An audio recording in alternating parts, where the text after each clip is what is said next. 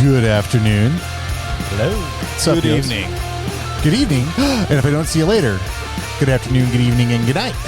Right? You seen the Truman Show? You know what I'm talking about? Yeah? Took me a second. Yeah, there you go. Jim Carrey? Jim Carrey. That's right.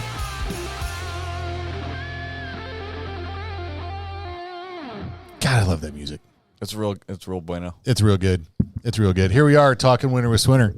I'm Ken Bogeman. With me always is Zack Frame, Brent Reader. Did you just say meow? No, I said with me as always. With meow. Always. Meow. With meow. Sound. Make cow sounds. No, that would be a cat. Be a cat. Hey, wait, hang on. Wow, that was deep. Pop that open. Nice percussion. What are you drinking over there? Water. God, in your water. It's fine. Hydrate or dihydrate? What? Hydrator? I don't think dehydrate's a word, dude. It is now. Oh, okay. Wikipedia. It might be. Wikipedia. Nice. You know what it could be? What? Urban Dictionary. I don't trust it. No? No. Yeah, that's probably true. I don't know who wrote that. Well, nobody knows who wrote anything. Really. The internet, the interwebs just created things. Okay. Maybe, I don't know. Probably. Maybe you know what we're going to talk about today? I think you do. The past. The past? No, dude. We're not. Wrong. What? Wrong I mean, one? well, you know what? Actually, I suppose in order to really, truly understand the future, you should understand the past. Otherwise. Right? That was deep. What? Yeah. We're talking about the... What? Don't shake your head. That was funny. Here, I I'll do it think again. people fall asleep when they hear that sound effect. Yeah, maybe. No. Hopefully nobody's driving. It's enlightenment. That's right. That's right. Like when the Dalai Lama walks in the room, the llama, big hitter, he walks in and hears that sound. Nothing. Caddyshack reference. Nothing. No. You guys, nothing. Nothing. No. Okay, fine. I know the groundskeeper. That's the guy said, yeah, the llama, big hitter, the llama. Yeah, that guy. Yeah, that's him. Yeah. Yeah, Boomer. Yeah. No, we're going to talk about the future of snow removal, like, and particularly on the equipment side, because there's some pretty cool stuff out there. Oh, so we're not talking about global warming? No. Climate change? You know what's really funny is, okay, you know what? Yeah, I'll touch on that for a minute. I'll touch on that. So Just tickle it. So we do, we'll do like lunch and learn events, or we'll do, educational seminars or things like that, where we're talking with, usually it's a group of property managers, right? So you've got XYZ property management company. They got a bunch of property managers that are trying to learn about stuff. And so we come in and we talk about snow. And it's pretty common to kind of get the eye roll, like, yeah, okay, with global warming, you guys are all gonna be out of business here soon anyway, right? Right. Now, I understand we're, sitting in a, right now, the 22, 23 year was, kind of sucked. Hasn't been great, but I do think that's kind of funny that when when those things come up, I generally have the same response. I say, the planet has been around for how many years? Do you know how long the Earth has been around? Billions. I believe it's trillions. Is it trillions? I believe so. It's been around a long time. So let's say it's been one. Yep. You know what? Let's go with billion. Let's say it's only been around for a billion years. Okay. Right? Because billion is smaller than trillion, right? It is. Okay. See, I wasn't a math major. So here we go. Okay. So let's say the planet's only been around for a billion years, right? You know how long we've been keeping track of the weather?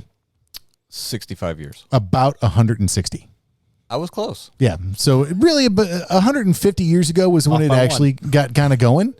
And so, I think it's a little bizarre that we are the end all be all. We have all of the knowledge on what's going to happen with the planet when we've been tracking things for 150 over a billion. Now think of that percentage.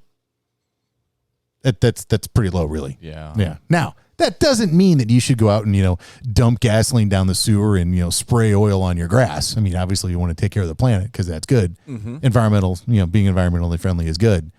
But it's cyclical, man. Like, this isn't the first time we've had a bad year in St. Louis. It's happened before. And we've had really, really rough winters, too. Sure At have. the same time, so it kind of counteracts each other. Yeah, that's how you get averages, man. So maybe global warming is a thing. Climate change is definitely a thing because, it's been happening since, all the soccer moms were cruising around in their SUVs and, brought the ice age to a grinding halt. So, killing all the dinosaurs with their, Yukons. Damn shame. Yeah, I know. That's right. Anyway, that's fine. Luckily, we have mostly Tesla plow trucks. Right?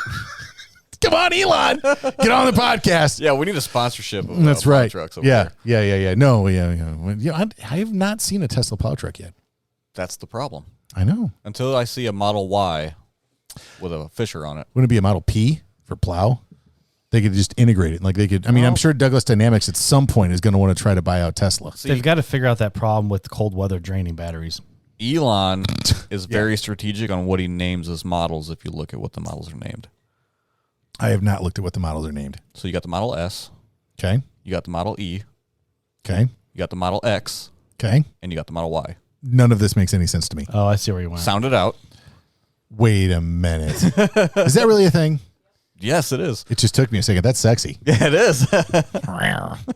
He also said he wanted to purchase Jack in the Box and make it a sperm donation center. Man, where's the dump button on that one? Don't have it. 0 to 100. That's how what we he roll said here. He wanted to do. I'm just informing the listeners. What was the Roadster? What model was that? Nobody counts the Roadster. What? It's the best one they ever made. It is not the best one they ever made. Man. It's the fastest. It probably doesn't have power seats either. It went to outer space. It did. It's in orbit. Yeah. Yeah. Yeah. Yeah. Wow, we got So, off track. yeah, so here we are. It's 6.5 minutes into this thing. Let's talk about the future of snowplowing. Yeah, so the future of snowplowing is probably not going to be largely well, I mean, it might have some impact on climate change. Might change that some of it, but it might have something to do with electric vehicles. It may not. I don't know. But you know what? They're having some pretty cool advances. There have been like 2 in particular in the last couple years that have come out that have been really, really cool. So Snow Power being one of them. We did an episode on that. We talked with Rick and his team and toured the factory. And I mean, it was holy smokes. Those are really, really, really badass plows. Mm-hmm. And then the other one that's kind of just dropped here a little more recently is Brent. The Arctic sectional truck plow. Yep. Pretty cool. I can't remember what it's called. They have an actual name for it. It's the Razorback. Razorback. Yeah, I think that's what it is. Yep.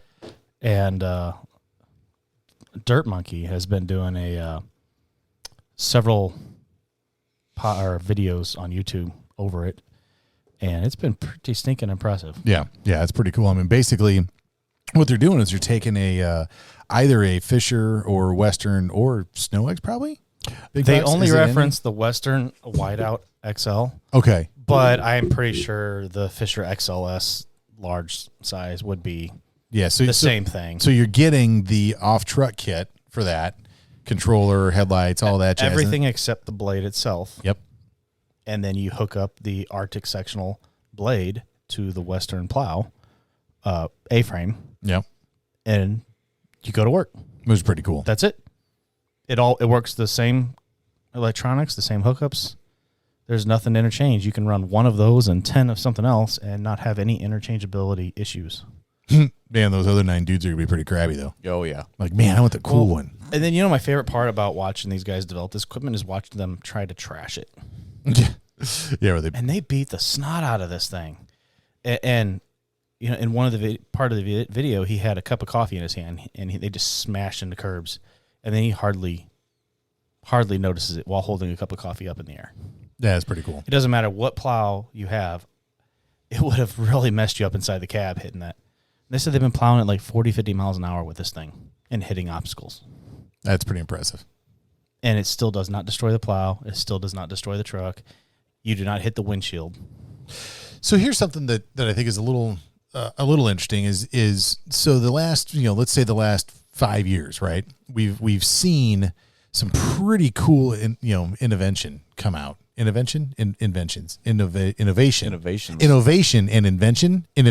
what I just did there? I like it. Man, that's right. When my daughter was little, she made up a word. Yeah. Clorange.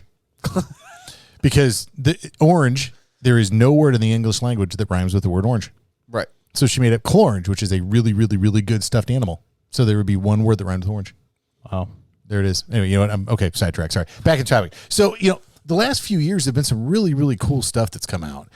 But realistically, I mean, the in the world of, when we go from, the 19th century where they're out there with, horse-drawn snow rollers to, the last 50 years, there really hasn't been that much innovation. I mean, yeah, the V plow and, your XLS, sort of, winged plows. But really, that's really about the short and skinny. I mean, you've had box plows and snow plows forever and a day. I wonder why it is now that we're starting to see some stuff pop up. I mean, has there been technological advances that have made that possible? I think guys have gotten tired of the same problems they've had over and over with the equipment they've had. Yeah. Watching the interview with Arctic, and he said he just got tired of his guys coming back with destroyed equipment. Or he'd be out, sticking his head out the window looking for the curb and found the curb, and then his head found the windshield, found the A-pillar on the truck, because suddenly everything stopped, when you're Ace Venturing it down the road and plowing snow. Yeah. Sometimes you got to stick your head out and look to see where the obstacle is, and you found it before you were expecting. He got tired of seeing that, and so he wanted to build something for themselves that his crews wouldn't destroy as quickly. Yeah. And it didn't matter who was behind the seat, because a lot of guys have the real nice plow, but then give the rest of the crew the base model stuff because, well, they don't want them tearing up that $10,000 plow. Yeah, fair. But what if you could give those guys $10,000 plows? They're more efficient, they get more done, and they still don't tear it up. I think is probably something else that weighs into that too, because you mentioned the $10,000 plow, is that 15, 20 years ago, it was not as easy to get your hands on money as it is right now. Mm-hmm. The idea of writing a check and paying cash for something is kind of a thing of the past. I mean, most of all business functions at this point, you're looking at, what's your monthly cost on that? Whether it's from subscription renewals to, mortgage payments or the equipment financing or this financing or that financing. I mean, everything's financed to a point that it makes the idea of purchasing a $10,000 or $15,000 snowplow now not quite so crazy, because it's not like you're writing a check for that. Right. It's a little bit more attainable. Right. So I think that may also be a driving factor too, is that, maybe people had these ideas 15 years ago. It was like, man, this would be really cool to do. But then they realized, well, nobody's got that kind of money. Mm-hmm. So one thing I thought was interesting about the Arctic plow is that, how often you see, man, that's a really cool plow, but I like all my equipment to match so I can have interchangeable plows, and I just can't afford to switch out all my equipment. Well, Arctic finally is the first company I've seen to go, well, why reinvent the wheel?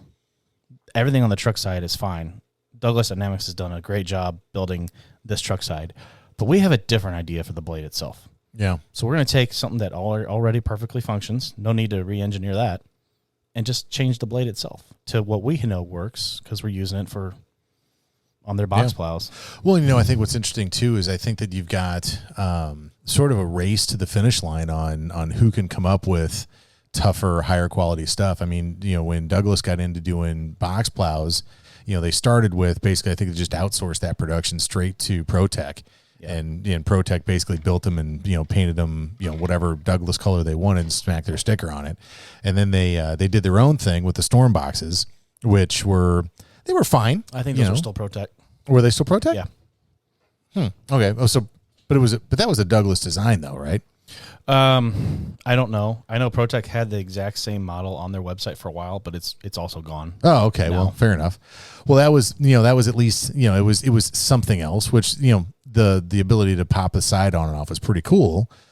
But even then it was like, yeah, okay, whatever, it's fine. Well, now the what they came up with this last year, I forget what do they name those things? The monster boxes, the huge, I don't remember, kick-ass MFers. I mean, I don't know. They were they're some big and stout plows. I mean, that's not a plow that gets designed and put into the marketplace when, cost and pricing is a concern.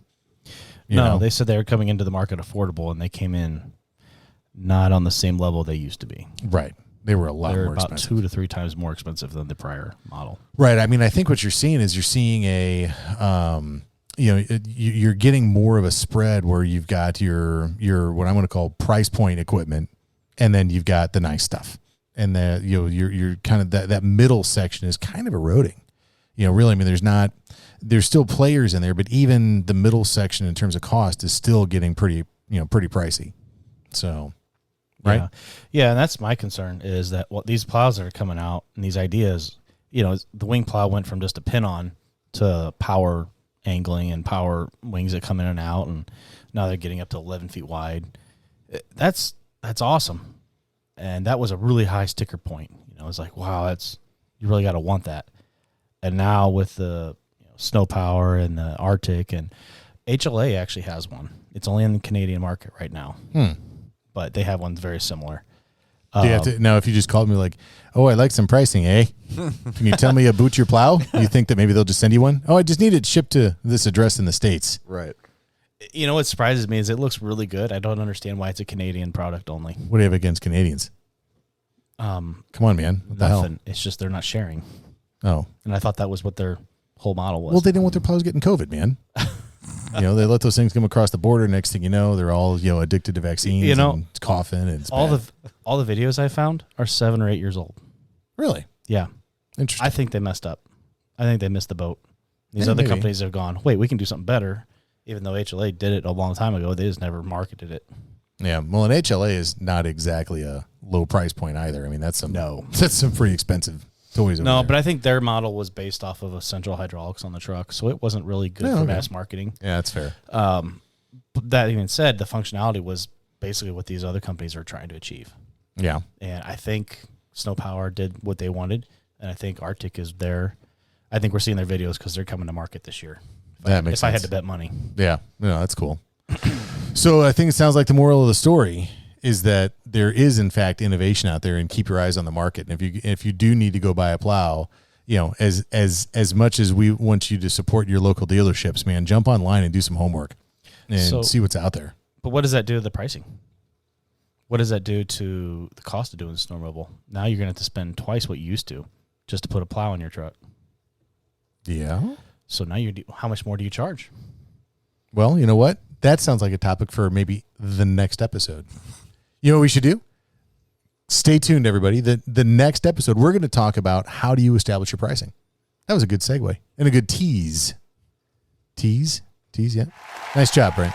Well done. Welcome. Yep. So we're going to go ahead and roll for this one, and we're gonna pop back here in a little bit, and hopefully you'll come back and you'll check it out. And in the interim, what I want you to do is send us some information. Go to the Twitters where you can come see us on the Twitters, right? Yep. You know where?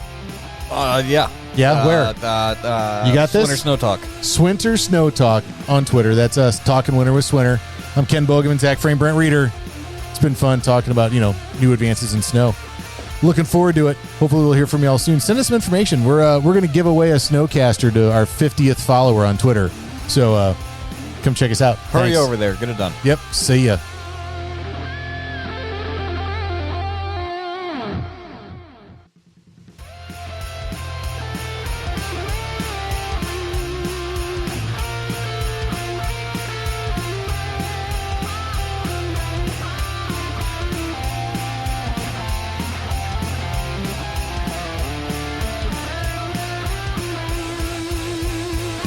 What's happening? What up? Oh, we're here again. We're back. You know what we're doing this time?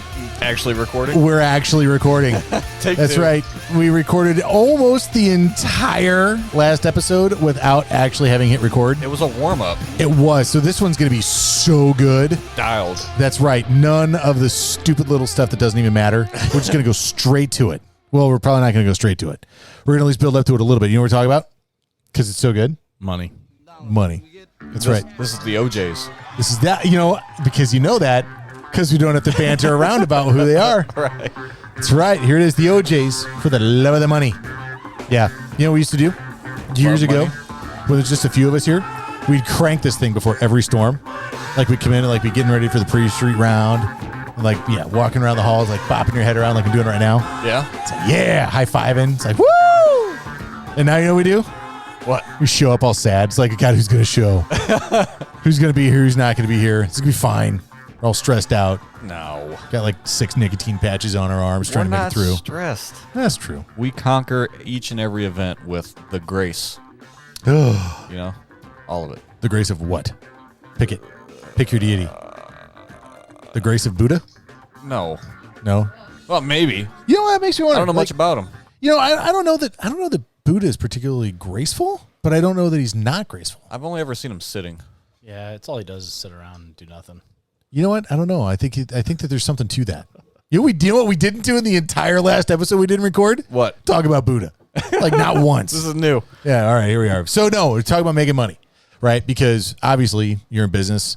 Whether you're in business, running the business, or you're at the business as an employee, you're there to make money, right? Yeah, hopefully. Like that's pretty straightforward. That's the goal. That's the goal. What are you doing, Nicole? She just took his toy. He was fidgeting with business But you cards. couldn't and she can't hear handle it. Wait, hang on. I couldn't. I'm a clicking the crappy pen. salesman. I don't have my pen on I'm me. clicking the pen. Look at that. Her whole face is turning red. You're evil. You know what else we didn't do in the entire last episode? Bother Nicole. Well, we did a little bit. Or Or was that the episode before? No, it was the episode before. Oh, oops. Yeah, that's fine. Anyway, so, okay. Costs. Yeah. Making money. Profit. So, do you know what profit is? Yeah. What? The money left over after expenses. Yes. Now, you know what the key word is there? Expenses. Yes. So you need to actually know what your expenses are to be able to determine what your profitability is. Right? That would be helpful. Right. You know what a lot of contractors don't do? Calculate their expenses Correct. They get in to regards to snow. Yeah, they get to the end of the winter, they look at their bank account and go, "It's been a good one." Nice. Yep. Look, there's money here. Well, I mean, it is hard to argue. It is hard to argue, but what you don't know is if what you have in the bank account could have been a lot more. And you don't know moving forward, how do you make what's in the bank account more? That to me is the key question. Like, okay, go. What do you got? Let's say behind every question on the internet of what do I charge for this or am I charging enough is a person who doesn't know what their costs are. Right. And they don't know what it's going to take to do that job. Right. Well, and that's where it needs to start is if you're asking what should I charge for this, the very first question is what is your expenses? Because what you are going to charge for that is likely different than somebody else and based on what that operation looks like. So, so I think you got to look at a few things here. So, look at if you're an employee and you're going to work at, Bob's Landscaping or you're going to work at, Ted's Snow Plowing, you got Bob and Ted, right? Competing for you as an employee. Well, if Bob's shop is 35 miles from where you live and Ted's shop is 1 mile from where you live, That's a big factor. that's a big factor. And if they're both paying you the same money, It's a bigger factor. it's a bigger factor. Then you ought to go work for Ted Probably, because you're going to wind up with more time in your pocket and arguably the same amount of money, which is a win. Whereas if you're going to work for Bob 30 miles away, well, now it's not going to be as much. Right. Right. So the same thing applies for the owners of the companies out there. So, you have to look at, where is an account located? What's it going to take you to accomplish that? And not just the direct costs. You have to be able to calculate, some type of a baseline cost structure. So what is that? Is that per hour? Is that per season? Is that, how does that work? And depending on where you are geographically, it's going to be different. If you're in a heavier snow market where seasonal contracts are more predominant, well, now you're going to be looking at things on a seasonal basis. Whereas if you're in a lower snow market and seasonal accounts aren't as predominant, well, now you might be looking at a per hour or per occurrence type cost structure. So when it really gets confusing is when you have to understand all three, right? At the same time. At the same time. It just made me think of a movie quote again. Oh, yeah, go ahead. Like if you had $1 million, Yeah. what would you do? 2 chicks at the same time. Two chicks. From Same Office time, Space? man. Yeah. You know what I mean? Absolutely. I don't know if that. Yeah. I don't know. Anyway, maybe think about it. Same time. Never mind. Yeah. Yeah. So you got to look at Pull it back, man. Wow. Pull it back. Come on. trying to Save segue me. Brent's just over like, I can't believe I'm hanging out with these losers.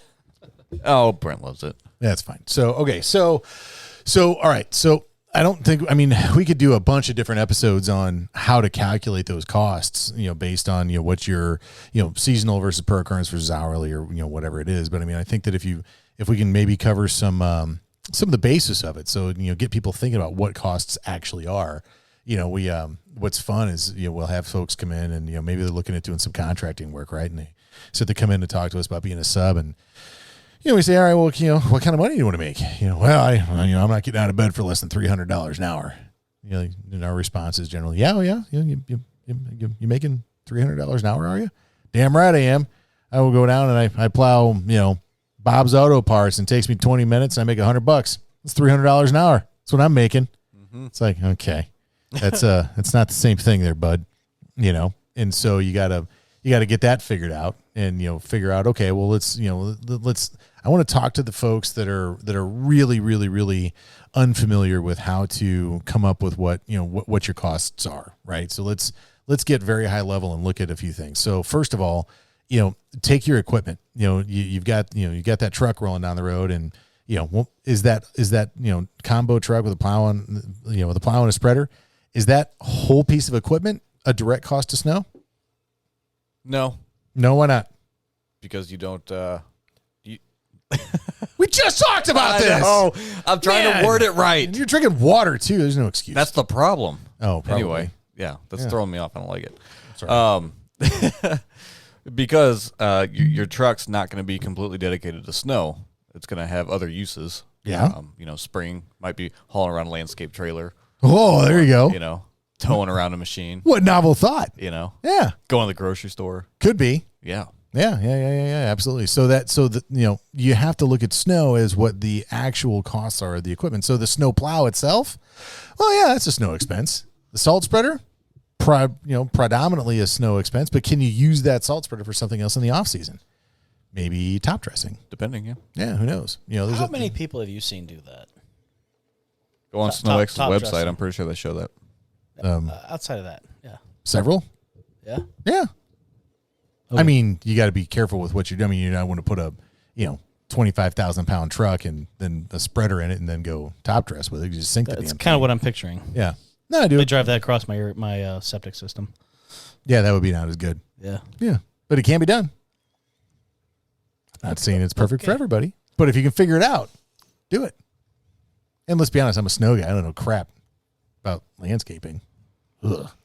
Oh, the grass gets green sometimes. You got to cut it. You know what? It's always greener on my side of the fence. I'm sure it is. Sure enough. I've seen your side. Okay, you're right. Yeah, I've seen your side. Yeah, my yard sucks. That's fair. But yeah, no. So take your equipment. So for each piece of equipment you've got, take that and let's say, and we're going to just do easy math here. Let's say it cost you $100 and it's going to be good. You're going to be able to use it for 10 years, right? So your cost per year is $10 a year, right? Now, let's say you're going to do 10 events in a year on average. Okay, well, that's $1 an event, right? So now let's say that each event is going to take you 5 hours, right? It's 20 cents an hour, I think. Somebody that's listening is going to get a calculator. I'm like, oh, you guys can't do math. Duh. We're snow guys. Obviously, yeah, that's fair. But so that's how you need to kind of back into, okay, well, what's your actual cost on those things, right? So you don't ever want to buy a piece of equipment and be and with the mindset of, oh, this is gonna be paid for in a year. Right. Or I'm gonna make this back in the first event. Okay, well maybe, but look at that realistically and really figure out, how long is it gonna take you to really pay for that thing? And that way you don't find yourself in the first year super upset because it didn't pay for itself or there's some problem. I mean, you need to really look at the amortization of that cost and when are you going to be able to pick up what, right? And so if you do that for all of the equipment that you've got, and then now what your cost perhaps per hour, maybe per event, maybe per season is, but that's how you can break that down for all the equipment that you have and then be able to use that to back into, well, how many accounts do you think you can service? What's your maximum potential for work? Okay, cool. Well, now if you have this, this amount of equipment and this amount of manpower, well, that gives you this amount of capable work. Okay, well, now you could do, X amount of acres and it's going to cost you, W amount of cost for equipment. Well, now you know what that cost is per acre to service. That's how you can at least start coming up with a baseline for what your costs are. Right. Yeah. So then once you have those baselines, now you can decide what kind of a margin do you want to make? And now is when you start talking about competitive numbers. So if you know that for you to get a combo truck out and work it for a season based on average seasons is going to cost you, say, I'm just picking a number, $25 an hour. Okay. Do you need to double your money? Do you need to triple your money? Do you need to quadruple your money? What is that? And if going rate is $100 an hour, well, holy smokes, Charlie, you're doing real damn well. Mm-hmm. You're quadrupling your money. Fantastic. Nice job, dude. Well done. You're probably gonna make $300 an hour someday. Good for you. You're on the way. Right. But if the going rate is $50 and you're at 25, well, now you have to decide, well, is that worth the margin? Yes or no? And if it is, great, have at it. If it's not, well, then you have to decide, what do you need to do to become more competitive? Do you need to replace some equipment? Do you need to get more efficient equipment? Do you need to raise pricing? Where does that land? But once you know what your costs are, well, now you can actually have a real conversation with yourself and your customers about it. Make sense? Yeah. You really get into the weeds. That's right. Yeah. That's right. You're awful quiet over there, dude. Yep. I was trying to find evidence of the of the top dressing. I was trying to support your claim. What? That very few people do it, but it's a thing? Right now, I haven't found anybody. So, Well, when we're I'm looking. when we're not recording, I'll I'm give you a looking. few names and show you kind of some stuff. I'll show you some Okay. things. I'll show you a thing or two. We'll It's fine. explore. Yeah. If it's not on the internet, it isn't true. Oh, I don't know about that. I think there's lots of truths that aren't on the internet. What are you doing now, Zach? Are you trying to? Are you looking up stuff that I'm lying about too? Man, No. it's like it's full on mutiny. I was over checking here. our Twitter, and there's still nobody following us. No, it's Well, we have a couple, but yeah, but not enough. we got them rookie numbers. We need to get those numbers up. That's right. Yeah. So, all right, you know what we're gonna do? All right, we were gonna give away a snowcaster to our 50th follower, Right. which I think we're still gonna do. 50th follower gets a snowcaster, no problem. But right now, you know what I'd like to do? I'd like to get to 5. It's 2 people Yeah. beyond what we already have. Yeah. Should we give someone away to 5? At 5? Or is that too low? It's kind of uncanny. It's kind of uncanny. Yeah, but 10. 10? 20? 20? All right, how about we meet in the middle and go 11? Wow. There's that math thing. Your again. math was rough. All right. So why don't we do this? Why don't we do the 15th follower? 15th follower gets a what? What do we want to send them? Do we have any mugs or something? I mean, we got cups and we got some I don't like. kind of dumb swag. We got shirts and it's all kind of lame. We'll figure that out. You can send us some hats. We've got some like Fisher hats or Snow X hats or. Yeah, it's gotta be something cool though. Like Hats are cool. yeah, sometimes. Some of those manufacturers' hats don't fit right. What? Some of those manufacturer hats don't fit No, right. I heard you. I just don't understand. Is it because you got a weird head? I don't have a weird head. Well, you do have kind of a weird head. I do not have a weird head. Fair. Very standard. All right, go to the internet and find the standard head size. Shies. It's fine. All right, so for the 15th follower on Twitter, which, if you're looking, is what? I don't know. Gift card? Do we have a gift card? No, I'm seeing what our Twitter is, dude. It's at Swinter Snow Talk. Would you ask me one thing and then transition to something else? Oh, that's how I roll. I know. Yeah, at Swinter Snow Talk on Twitter. 15th follower is going to get a hat and a gift card for No, a mystery no? gift card. You know what? You're right. Mystery gift Mystery card. gift card to a restaurant chain that will likely be in your area. Maybe. Maybe. Maybe not. That could be the funny part of it. You can take your significant other out for a meal. Or maybe an appetizer, depending on what we feel like giving on the, Right. giving on the card. It's been a slow winter. It sure has. You might be able to go get you a bloomin' onion. I think those are like $12. Oh my God! All right, an order of fried pickles, maybe a pretzel. We It still just depends on the place. we just went to Buffalo Wild Wings and appetizer of fried pickles was $10. Seriously? I'm dead serious. Wow. Takes away from the fun of ordering an appetizer. I know, but I still got it anyway. Oh, You know what? I bet you if you'd have gone during happy hour, it would have been like buy one get one. You could have had twice the pickles. Yeah, probably. That's fine. I think I paid $15 for fried pickles down in Nashville a couple weeks ago. Did you? Yeah. That's crazy. Yeah. That's insane. That I went and bought a quart of oil and it was like eight something. I'm like, man, I remember when like you can get Haviland for $2.50 a quart. Nice. That's when a pack of smokes was $1.50. I'm telling you. Yeah, I tell you. All right, so yeah, 15th follower at Swinter Snow Talk is going to get you a hat and a gift card for at least as much as an appetizer, maybe something else. Wait, is it going to be food related? Probably. probably I guess should you be. just send you a prepaid No, Visa card. No, it definitely should be food related. Yeah. Well, you know what? We will chit chat with you on Twitter about wherein you would like to have your gift card to. Yeah, because that could get out of pocket real quick. Mystery gift card for not to exceed $25 and a hat to the 15th follower on Twitter. That sounds good. But man, you know what? Numbers 4 to 14, we're gonna love you just as much. Probably. Yeah, be excited to have you. Almost. Maybe. Yep. So if you're hanging out, pull your phone up, come on to the Twitters, give us a follow. Be pretty awesome. At Swinter Snow Talk. Nice. That's us. Yep. Jinx. Yep. So that's I think that's what we got. So we talked about establishing pricing. Think anybody learned anything? I hope so. Hope so. That'd be nice. Yeah. We'd like to hear from you. Yeah. Yeah. Give us some topics. Yeah, we're just kind of floating around, throwing stuff at you. All three of you guys are listening. Like, come on, seriously. The shotgun tactics. That's right. We're there. So yeah. So we're in good shape though. I think, right? I think so. Yeah. Right on. Well, yeah, we're gonna be back next time. We're gonna talk about next time. No, I have no idea. What do you think? Take a guess. If you could pick anything, what would it be?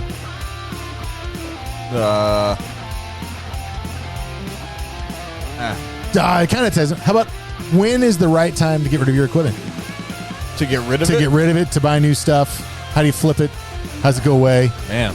Equipment, that's a tough one. Everybody has struggled with that. So we're going to talk about that next time on Talking Winter with Swinner from St. Louis, Missouri. I'm Ken Bogeman. Zack Reeder and Brent Frame are right here. Stop it. Man, that's awful. I don't like that at all. See you guys next time.